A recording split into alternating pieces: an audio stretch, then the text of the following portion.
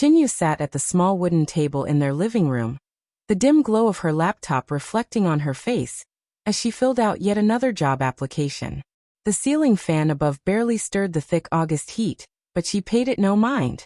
All she longed for was a chance to work, to earn, and to ease the daily weight carried by her widowed mother. Since her father's passing, every responsibility had fallen on her mother's shoulders, and Chinyu had sworn to change that. She was young, bright, and overflowing with ambition. Yet, with every rejection letter, it felt as though a heavy stone pressed harder against her chest. From the doorway, Ad leaned with folded arms, her gaze sharp and laced with resentment. "Another one," she sneered. "Chinyu, stop fooling yourself. No company will ever take you. People like us don't get those jobs." Her tone dripped with envy, each word cutting like a blade. Chinyu tried to block it out, but the mockery came every day, relentless, heavy and cruel. Their mother would often plead softly, "Ad, stop this. Encourage your sister." But Ad would only roll her eyes, muttering that Chinyu was chasing illusions. Still, Chinyu refused to let those words bury her spirit. Every morning, she woke with fresh determination, polishing her CV, drafting cover letters, sending emails, and whispering a prayer before pressing send. Behind her tired eyes burned a fire, an unshakable belief that her life held more than the four walls of that cramped home. She didn't know when or how, but she knew she was meant for something greater. What she didn't realize was how close that moment already was. The sun stood high over Enugu when she left home that afternoon, a slim folder tucked under her arm. She was headed for the library to use its free internet. Her old laptop was falling apart, and she found comfort in the library's quiet corners while sending out more applications. She hurried out the door, never suspecting that the most important email of her life was just about to land.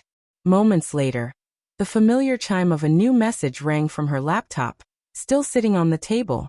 Adiz, who had been feigning sleep on the couch, slowly lifted her head. Curiosity pulled her forward. She rose carefully, each step measured, her breath shallow, as though trespassing forbidden ground. On the screen, the subject line shone like a dream. "Official job offer, Lagos office." For a heartbeat, Adiz froze, her pulse racing. She clicked it open and scanned the words quickly. The email congratulated Chinyu on her excellent application and offered her a position at a prestigious company in Lagos, effective immediately.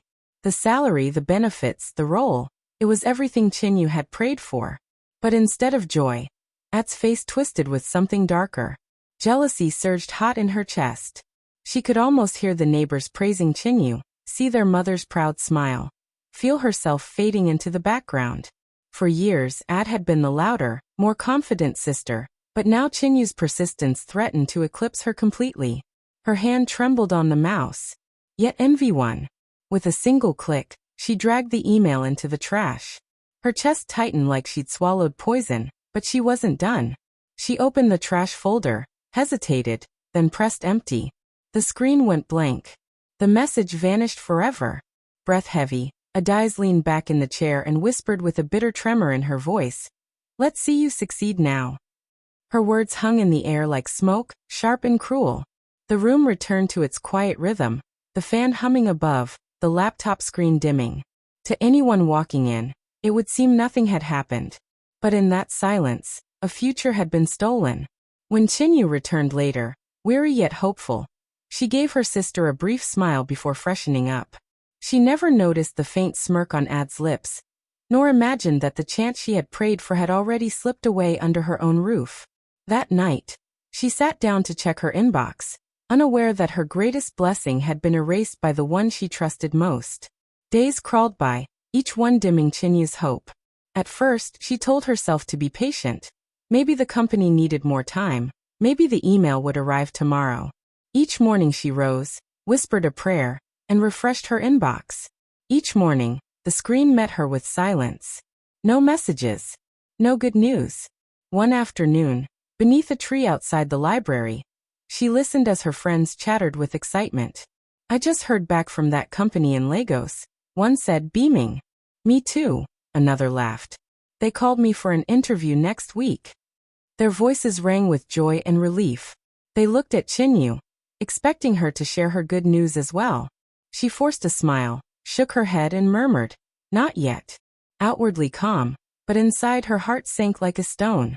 She had worked harder than all of them, late nights, endless edits, countless applications, and yet she sat empty-handed. That evening at home, she refreshed her inbox again and again, once, twice, 10 times. Nothing. Her hands trembled as she searched desperately, hoping she had overlooked something. But the inbox remained cruelly empty. Tears blurred her vision. On the couch, Adiz pretended to scroll her phone while secretly watching her sister unravel. Every sigh, every tear, every slump of Chinyu's shoulders seemed to feed her jealousy with twisted satisfaction. She hid a smirk, stifling a laugh. Finally, Chinyu broke. She slammed her laptop shut, buried her face in her hands, and wept. Alarmed, their mother rushed from the kitchen, sitting beside her and stroking her back. "Chinyu, my child, what is it?" Through tears, Chinyu lifted her face. "Mama, maybe I'm just not good enough. Maybe no company will ever want me. I try and try, but nothing happens. Everyone else is moving forward, and I'm still here." Her voice cracked under the weight of despair. Her mother held her close, whispering, "Don't ever say that, my daughter. You are more than enough. Your time will come." But worry clouded her eyes as she held her youngest. Adiz turned her head away, hiding the small grin tugging at her lips. She didn't speak, but her thoughts hissed silently. "Yes, keep believing you're not enough. That way, you'll never know the truth." The room grew still after Chinyu's sobs faded. That night, she lay on her bed staring at the ceiling, wondering if her dreams had always been too big. She had no idea that her future had already arrived, and her own sister had locked the door against it. Meanwhile, in Lagos, inside the glass tower of one of Nigeria's most respected companies, Mr. Ina sat at his desk reviewing a stack of applications. He had read hundreds over the years, but Chinyu stood out from the very first page. Her project proposal wasn't just strong, it was extraordinary. It carried bold ideas, clear vision, and meticulous detail, the kind of brilliance rarely seen in young graduates. He remembered smiling as he read it, thinking, "This girl is different." When the hiring team suggested extending an official offer, he hadn't hesitated. "We need minds like hers," he had said. The email was sent, and he expected a reply within hours, certainly no longer than a day. But the days rolled by, and still nothing came. No reply, no gratitude, no rejection. At first, he assumed she might have lost interest or accepted another offer somewhere else. Yet something inside him resisted that thought. Her passion had burned too brightly in her words for her to simply let such a chance slip away. It didn't add up. One late evening, he pulled up her file again and reread her cover letter, line by line. The way she spoke of her late father's influence, her determination to support her mother, and her dream of creating solutions for Nigeria's future stirred something deep in him. This wasn't just about earning a paycheck. She was chasing meaning. Mr. Ina leaned back in his chair, tapping his pen lightly against the desk, his decision firming up. "No," he muttered to himself. "This young woman deserves more than a forgotten email." The next morning, as his staff bustled around the office, he called out to his secretary, "Get me her number. If she never saw the mail, I'll speak to her directly." His secretary hesitated. "Sir, you mean you'll call her personally?" A faint smile tugged at his lips. "Yes. Some talents are worth bending the rules for." Meanwhile, in Enugu, Chinyu sat in her small room, unaware that her name had just been spoken in a boardroom hundreds of kilometers away. After another hopeless night of searching, she wiped her weary eyes and whispered a prayer for just one chance. She had no idea her chance was already alive in the heart of a man who believed in her more than she did herself. Adiz, on the other hand, rested in false triumph, convinced she had buried her sister's dream with a single click. She didn't know that destiny cannot be erased or hidden away.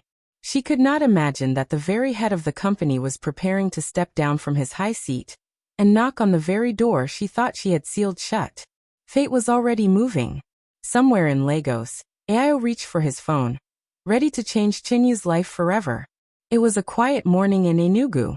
The sun rose over the rooftops, spilling golden light through the thin curtains of their modest living room. At the table, Chinyu sipped her tea, her eyes heavy from another sleepless night. The same doubts echoed in her head. Maybe I'm not good enough. Maybe I'll never find a job. Her old laptop sat closed beside her, mocking her silence. Suddenly, her phone buzzed on the table. The screen glowed with an unfamiliar Lagos number. She frowned. Unknown numbers usually meant scammers, and she was too drained for another fake bank alert. She hesitated, staring at the ringing phone, then finally answered. "Hello," she said weakly. A calm but steady voice spoke on the other end. "Good morning. Am I speaking with Miss Chinyu Okafor?" "Yes, this is Chinyu," she replied cautiously. "This is Mr. Ina, CEO of Crown Tech in Lagos." For a moment, Chinyu blinked in confusion. She almost laughed. "Sorry, who?" "The CEO of Crown Tech," the voice repeated with quiet patience. Her heart skipped. Crown Tech, the company everyone dreamed of working for. She shook her head quickly. No, it had to be a scam. No one that important would call her directly. Clearing her throat nervously, she said, "Sir, I think maybe this is a scam." There was a pause. Then the voice sharpened. "Miss Chinyu, we sent you a full employment offer 2 weeks ago. Why haven't you responded?" The word struck her like a storm. She froze, gripping the phone tighter as her breath caught. You sent me an offer?" "Yes," he said firmly. "A job offer. We were waiting for your acceptance." Her world spun. Her eyes flicked toward her laptop. Memories flooding back of the countless times she refreshed her inbox and found nothing. Her hands trembled so violently the phone nearly slipped. I didn't receive anything," she stammered, her voice cracking. On the other end, Mr. Ina sighed, but not in frustration. "I believe you, Miss Chinyu. Perhaps there was a technical issue, but I wanted to hear from you personally. Your proposal impressed me. We still want you on our team." Tears welled in her eyes as she pressed her hand to her mouth to stifle a sob. For days, she had drowned in doubt, believing she wasn't good enough. Now the CEO himself was telling her she had already been chosen. I don't know what to say," she whispered, her voice shaking. "Say yes," he answered simply. Her heart thundered in her chest, her whole body trembling. Barely able to breathe, she whispered back, "Yes, sir. Yes." As the call ended, she sat frozen, tears streaming down her face. Her life had just shifted with a single call. Still in shock, she rushed to her room, nearly spilling her tea, and opened her old laptop with shaking fingers. Signing into her email, she scanned her inbox, empty. No sign of the original offer. She refreshed again and again, praying it might suddenly appear. Nothing. Her throat tightened, her mind swirling in confusion. Just then, her phone buzzed with a new email notification from Crown Tech. She opened it quickly. There it was, the official offer resent. Her hands flew to her face as tears spilled again. She read every line carefully. Salary, position, benefits, invitation to join immediately. It was real. All of it. Moments later, another call came through. Mr. Ina's voice was steady. "Miss Chinyu, I've resent the offer. Please confirm you've received it this time." "Yes, sir," she whispered, still crying. "I see it now. Thank you so much." "You deserve it," he said warmly. "We've been waiting for you. Never doubt yourself again." When the call ended, she laughed and cried at once, clutching her chest as she whispered prayers of gratitude. For the first time in weeks, she felt alive again. She pictured her mother's joy, her late father's pride, and the new life awaiting her in Lagos. But as her excitement settled, something tugged at her. Opening her email activity logs, she scanned to see why she had never received the first message. At first, everything looked ordinary. Then her eyes froze. The original offer had been opened and deleted, permanently removed from the trash as well. Her smile faded. Her heart pounded painfully. She knew she had never touched that email, which meant someone else had. Someone inside this house. Her breathing grew quick and shallow as the truth crept in. Only 2 people had access to her laptop when she wasn't around. Her mother, who could barely turn it on, and her sister. Chinyu's hands shook as she closed the laptop. The sting of betrayal shadowed her joy. Suddenly, the smirks, the careless remarks, the way Adai's had watched her struggle made sense. The puzzle pieces slid together. Her dream was safe now, but she could feel it. Something dark had happened behind her back. And soon, the truth would no longer stay hidden. That evening, the air in the house felt heavy. Chinyu sat quietly in the living room, laptop on her lap, staring again at the email logs. The truth glared back at her. The job offer had been opened and erased from her device. Her fists clenched tight. For days, she had cried, doubted herself, nearly given up. While someone had stolen her future with a single click. Her mother stepped out of the kitchen with a faint smile. Chinyu, you look different today, brighter. Did something happen? Yes, Mama, Chinyu replied softly, her eyes brimming with tears. The CEO himself called me. They gave me the job. I'll be leaving for Lagos soon. Her mother gasped with joy and pulled her into a tight embrace. Ah, thank God. My daughter. Your father will be smiling from heaven. But as they held each other, Chinyu's gaze shifted to Adace, lounging on the couch, eyes glued to her phone. She hadn't even looked up. The smirk tugging at her lips told Chinyu everything she needed to know. Tell me the truth, Adace, Chinyu said suddenly, her voice sharp. Did you delete my job offer? Adace froze for a moment, then let out a mocking laugh. What are you even saying? Why would I do that? Don't lie to me, Chinyu snapped, her voice trembling with anger. The logs don't lie. The email was deleted from my laptop. Mama can't even use a computer. It was you. Their mother glanced between them, confused. Delete what? What are you talking about? I almost lost everything because of you, Chinyu cried, tears now streaming freely. Do you know how much I wept? How worthless I felt. And you just sat here, watching me suffer. Adace's smile faltered, her mask beginning to crack. You think you're so special, don't you, Chinyu? Always the favorite, always the smart one. I couldn't stand it. Her voice rose, shaking with fury. Yes, I deleted it. Because you'll never be better than me. The words hit the room like thunder. Their mother staggered back, clutching her chest. Add my own child. Her voice broke into a whisper. Adace's face twisted with anger and pain. I've lived in your shadow all my life. Do you know what it feels like to be invisible while everyone praises you? I won't let you shine while I fade away. Chinyu's heart shattered, not just from betrayal, but from the raw jealousy burning in her sister's eyes. Adace, we're sisters. We're meant to lift each other, not tear each other down. Before Adace could answer, their mother gave a sudden gasp, her body swaying before collapsing to the floor. Mama! Both sisters screamed, rushing to her side. Chinyu clutched her mother's hand, sobbing, while Ade stood frozen, horror dawning on her face. For the first time, her supposed victory tasted like ashes. She hadn't only tried to destroy her sister's future, she had broken their mother's heart. The next morning, Chinyu boarded the bus to Lagos. The air smelled of new beginnings. Her mother stood at the station, holding her hand tightly, tears sliding down her cheeks. My daughter, go and shine. Don't look back, she whispered. Chinyu hugged her, promising, Mama, I'll make you proud. Adace stood at a distance, her expression unreadable, weighed down by the storm of her choices. The journey was long, but Chinyu's heart felt light. As the bus rolled into Lagos, the city rose before her.